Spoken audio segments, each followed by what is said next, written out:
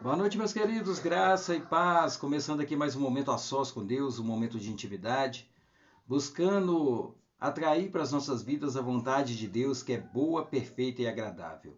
E contra isso não há lei. Praticarmos aí a justiça de Deus. Falando em lei, nós já vamos passar aqui direto para a palavra de Deus, mas eu gostaria que você já curtisse esse vídeo, desse um like aí, compartilhasse o canal, se inscrevesse no canal, acione o sininho e vamos juntos aí levar a palavra de Deus e tudo aquilo que Deus tem trazido aos nossos corações. Eu tenho certeza que vai ser bênção na vida das pessoas, assim como tem sido na minha vida, procurar entender mais os princípios de Deus. Lá no livro de 1 João, ele declara o seguinte: Filhinhos, não deixem que ninguém os engane.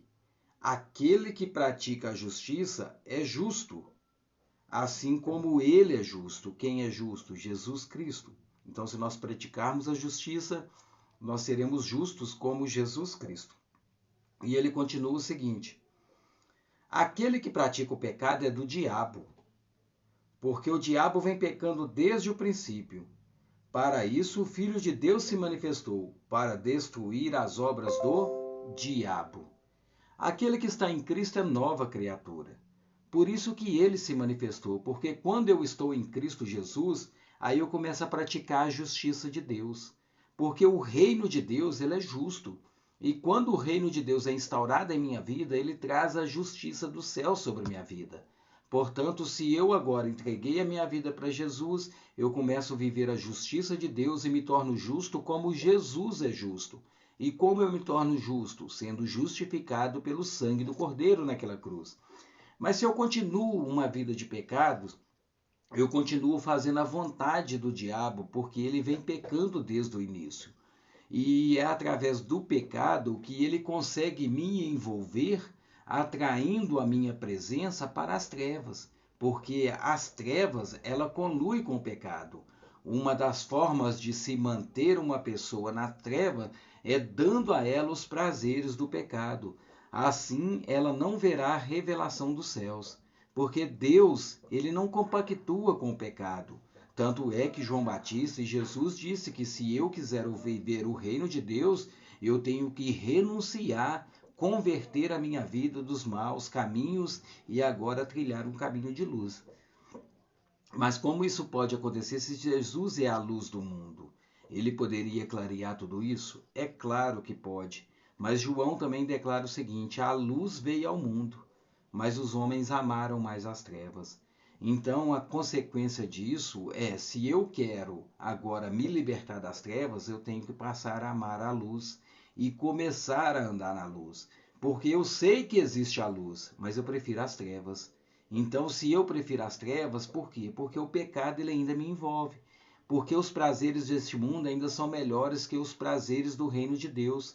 Porque os prazeres do reino de Deus, eles não são manifestos agora de forma clara, porque existe uma promessa de vida eterna, onde aí sim eu começarei a viver os prazeres do reino.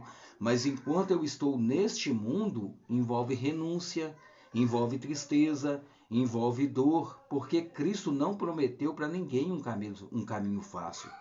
Deus não prometeu riqueza para ninguém.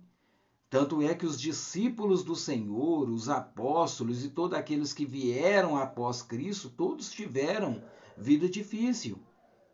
Não tiveram uma vida fácil igual a teoria aí da prosperidade prega. Não é assim, meus irmãos, não é assim.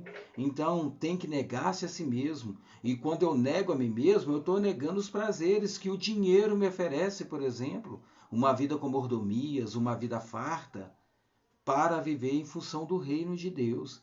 Quer dizer que eu tenho que viver uma vida miserável? De forma nenhuma também.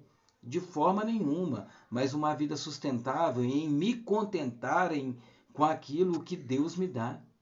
Me contentar tanto na alegria quanto na tristeza, quanto na fartura quanto na pobreza. Não foi isso que Paulo declarou que aprendeu a viver dessa forma? Então, se eu estou no topo da pirâmide financeira, legal, bom, glória a Deus. Mas se eu estiver lá no meio ou embaixo, glória a Deus por isso também. Aprendi a dar glória a Deus em tudo.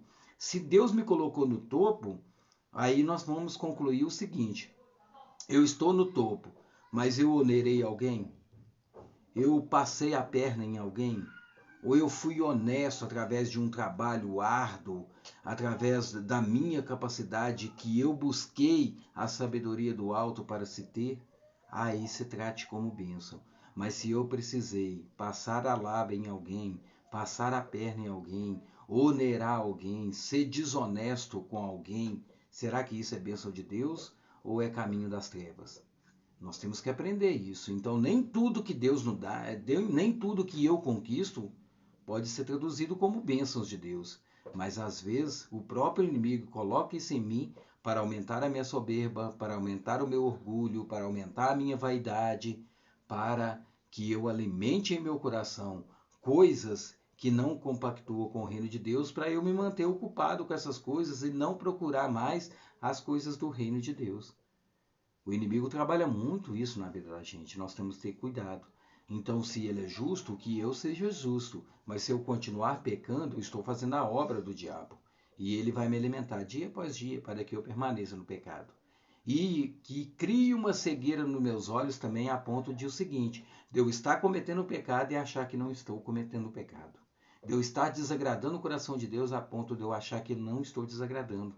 Essa se chama cegueira espiritual, que Jesus também veio alertar a todos, que inclusive o próprio Paulo foi curado dessa cegueira, caiu-se escama dos seus olhos, tanto a cegueira religiosa como a cegueira espiritual, como a cegueira de uma vida que ele tinha status, que ele tinha poder, e Deus falou para ele, isso é nada, Paulo, comparado ao que está reservado para você na vida eterna. Aí Paulo entendeu que tudo que ele possui aqui, ou tudo que vem até ele, é como esterco, porque o que importa para ele agora é a vida eterna.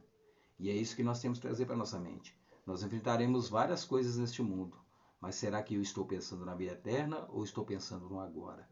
Ter e não ser. Porque Deus olha para mim como eu sou, não como eu estou. E o desejo do Senhor, a vontade dele, é que eu possa viver o meu sou com ele na eternidade. Porque o que eu estou agora vai se acabar. Esse mundo tudo finda. O que vai restar é o que eu sou para a eternidade. Tá bom? Vamos orar? Senhor Jesus, nessa noite, Pai, nós queremos te agradecer por tudo que o Senhor é em nossas vidas e por tudo aquilo que o Senhor tem nos feito, Pai. Acima de tudo, alimentar em nosso coração o temor à sua santidade, para que nós possamos viver e comer do melhor dessa terra, mas de acordo com as bênçãos que o Senhor nos dá, não com aquilo que nós queremos conquistar, mas sermos gratos em tudo, Deus, que o Senhor nos propor, Deus, e não ficar sonhando ou almejando coisas além daquilo que o Senhor tem para nós, para que nós não venhamos cair, Pai, em pecados e assim negar o Teu nome. Por isso, Deus, nessa noite, Pai, nós te agradecemos e pedimos, Senhor, que o Senhor continue e fique conosco, porque nós dependemos totalmente do Senhor. É a nossa oração nessa noite em nome de Jesus. Amém. Meus queridos, que Deus abençoe vocês, que vocês possam viver o sobrenatural de Deus e tendo aí o discernimento e entendimento de tudo aquilo que Deus tem reservado para você.